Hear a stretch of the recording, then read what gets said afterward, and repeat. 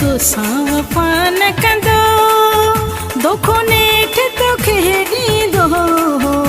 इहो तो सावपान कंदो दोखो नेठ तो खेड़ी दो हिन माण्हूअ खे घणे क़दर थी सुञाणा सचो कोन्हे तो साह थींदो हिन माण्हूअ खे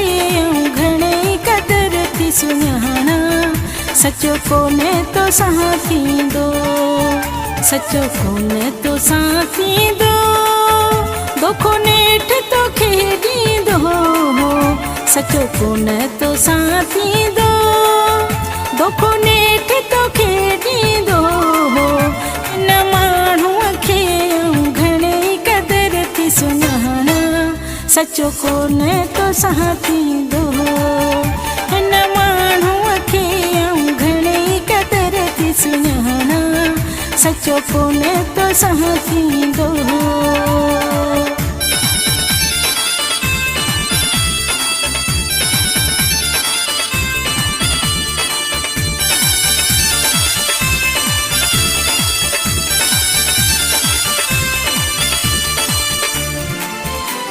गुलशन सोमरो मुझो चवण ही मञ तू ओ लही जदता वञ तू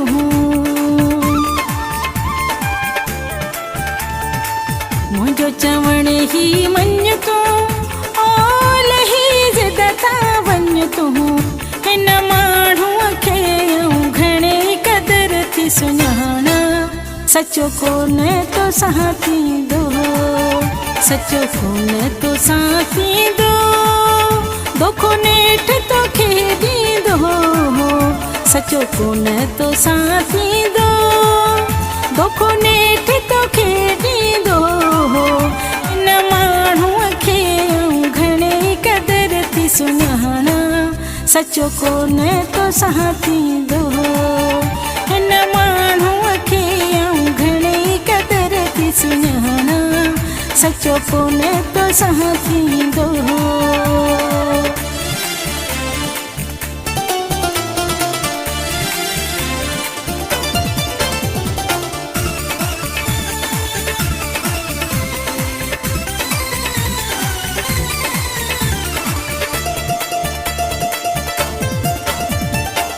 जंहिंजे अंदर में दगाऊं ओ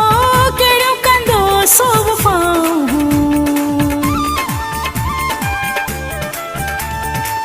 जंहिंजे अंदर में दगाऊं ओ कहिड़ो कंदो सो पाऊं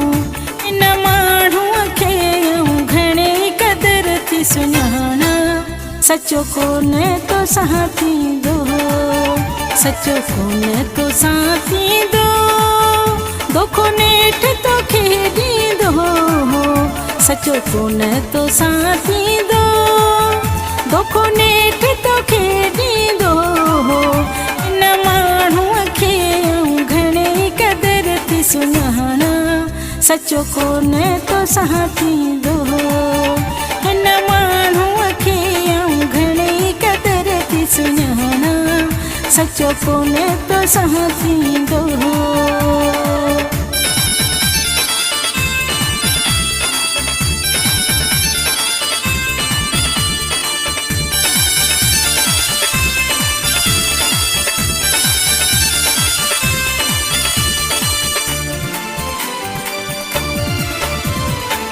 बुध चने सर तू मिठा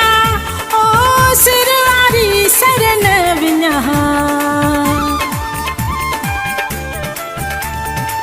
बुध चने सर तू मिठा ओ सिर वारी सर न विञा हिन माण्हूअ खे घणे क़दर थी सुञाणा सचो कोन्हे तो साह थींदो सचो कोन्हे तो साह थींदो दोखो नेठ तो खेॾींदो सचो कोन्हे तो साह थींदो दोखो नेठ तो खेॾींदो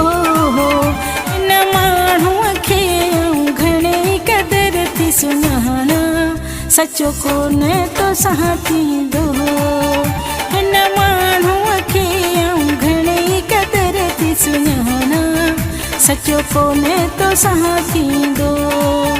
सचो कोने तो साथी दो दोखो नेठ तो खेदी दो सचो कोने तो साथी दो दोखो नेठ तो खेदी दो